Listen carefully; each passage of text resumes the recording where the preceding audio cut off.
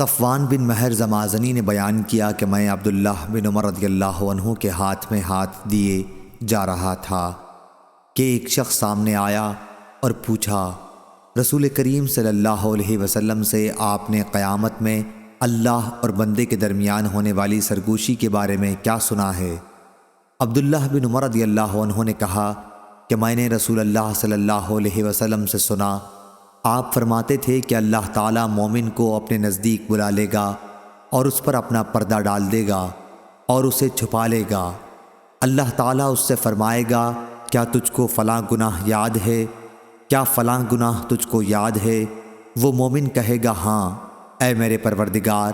آخر جب وہ اپنے گناہوں کا اقرار کر لے گا اور اسے یقین آ جائے گا کہ اب وہ ہلاک ہوا، تو اللہ تعالیٰ فرمائے گا کہ میں نے دنیا میں تیرے گناہوں پر پردہ ڈالا اور آج بھی میں تیری مغفرت کرتا ہوں۔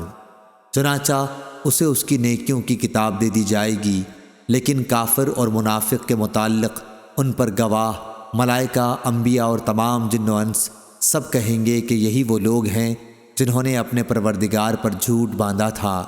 خبردار ہو جاؤ، ظالموں پر اللہ کی پھٹکار ہوگی۔